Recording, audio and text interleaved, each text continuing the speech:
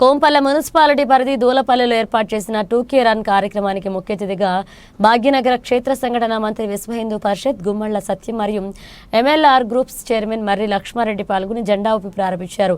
దూలపల్లిలోని శ్రీ వెంకటేశ్వర ఆలయం నుండి ప్రారంభమైన 2K రన్ కోంపల్లిలోని AMR గార్డెన్ వరకు కొనసాగింది. అనంతరం ఏర్పాటు చేసిన కార్యక్రమం ముందుగా భారతమాత హనుమాన్ ఆలయం మరియు సీతారాముల చిత్రపటాలకు పూలమాలలు వేసి జ్యోతి ప్రజ్వల చేసి కార్యక్రమాన్ని ప్రారంభించారు. ఈ కార్యక్రమానికి వివిధ స్వచ్ఛంద సంస్థలు స్కూల్కు సహకరించినందుకు బజరంగ్ దళ సభ్యులు వారికి చిరు సత్కారాన్ని కాషాయ కండువా కప్పి సన్మానించారు.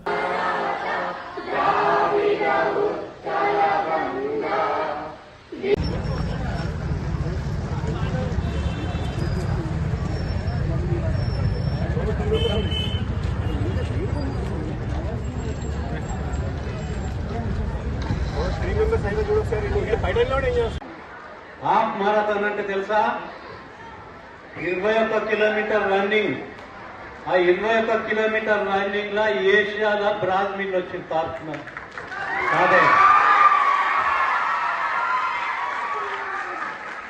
మళ్ళా 71 ఏడాది Bengaluru to Hyderabad border security force వాళ్ళు ఎంబడి సైక్లింగ్ చేశారు.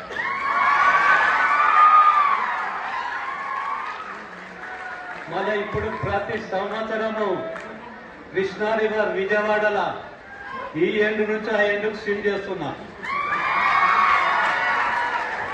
మళ్ళీ ఇవన్నీ తాతయ్యకి ఎట్లా సాధ్యమవుతున్నాయి? మళ్ళీ ఇదే కాక మన ప్రధానమంత్రి స్టేట్ గుజరాత్, ఆ గుజరాత్ లో ఒక మిడిల్ సాధించాలని 10 ఏళ్ల నుంచి నా డ్రీమ్ ఉండే. ఆ డ్రీమ్ జూన్ 5th నాడు గుజరాత్ కి వెళ్ళి 3 గోల్డ్ మెడల్స్ స్విమ్మింగ్ లో పెట్టిన. అది కూడా మన ప్రైమ్ మినిస్టర్ గారు 3వసారి ప్రమాణ స్వీకారం జూన్ 9th రోజు జరిగింది. అదే రోజు నేను మిడిల్ వేసుకున్నా.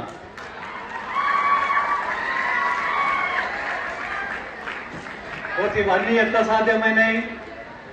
డైలీ తాతయ్య 2 hours వర్కౌట్ చేస్తాను. మార్నింగ్ 5 గంటలకు లేస్తా. మార్నింగ్ 5 గంటలకు లేచి 15 వ్యాప్తంగా బజరంగ్ దళ్ ఈ దేశంలో ఉన్నటువంటి యువతి యువకులలో సేవ, సురక్ష, సంస్కార భావాలను పెంపొందింపజేయడం కోసం అనేక కార్యక్రమాలను చేస్తూ ఉంటుంది. నేటి బాలలే రేపటి పౌరులు కాబట్టి యువతి యువకులలో ఈ దేశం పట్ల భక్తి, ఈ దేశం కోసం సేవ చేయాలన్న భావనతో పాటుగా సంస్కారవంతమైనటువంటి ఆలోచనలు, సంస్కారవంతమైనటువంటి పనులు చేయడానికి కావలసినటువంటి ప్రేరణ అందించడం కోసము బజరంగ్ దళ్ అనేక రకాల ప్రయత్నాలు చేస్తూ ఉంది. దానికోసమని చెప్పేసి యువకుల కోసం బలోపాసన కేంద్రాలు నిర్వహిస్తూ ఉంటుంది. ఈ బలోపాసన కేంద్రాల ద్వారా యువకులలో దేశం కోసం, ధర్మం కోసం పనిచేయాలన్న భావన పెంపొందింపచేస్తుంది. దాంతో పాటుగా సాహస ప్రవృత్తిని పెంపొందింపచేయడం కోసము ఇంతకుముందు చెప్పినట్టుగా కబడ్డీ ఆటలు, ఇలాంటి ఆటల ఆధారంగా యువకులలో క్రమశిక్షణ, దేశభక్తిని పెంపొందింపజేసే ప్రయత్నాలు చేస్తూ ఉంటుంది. కాబట్టి ఈ దేశాన్ని శక్తివంతము చేయాలి, ఈ దేశము బలోపేతం కావాలి, మళ్ళీ ప్రపంచంలో అగ్రరాజ్యంగా గుర్తించబడాలి అన్నట్లయితే ఈ దేశ పౌరులందరిలో కూడా ఈ దేశం పట్ల, ఈ ధర్మం పట్ల, ఈ సంస్కృతి పట్ల భక్తి భావన పెంపొందించినట్లయితే అది సాధ్యమవుతుంది. కాబట్టి ఇంతకుముందు చెప్పినట్టుగా ఈ దేశంలో యువకులు అధికంగా ఉన్నారు.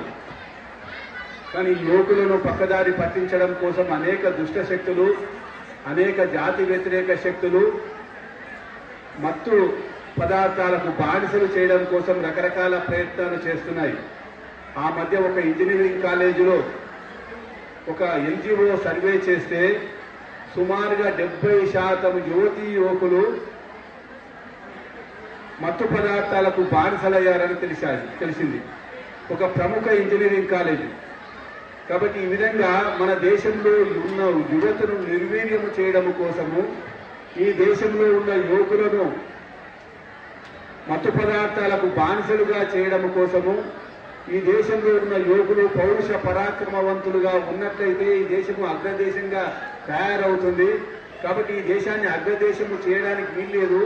ఈ దేశాన్ని అన్ని రకాలుగా నాశనం చేయాలంటే ఈ దేశంలో ఉన్న యువకులను మత్తు పదార్థాలకు బానిసలు చేసినట్లయితే ఈ దేశాన్ని మనము మళ్ళీ పరిపాలించవచ్చు అని చెప్పేసి అనేక విదేశీ శక్తులు అక్రమంగా మన దేశంలోకి మత్తు పదార్థాలను రవాణా చేసి ఈ దేశంలో ఉన్నటువంటి స్వార్థపరుల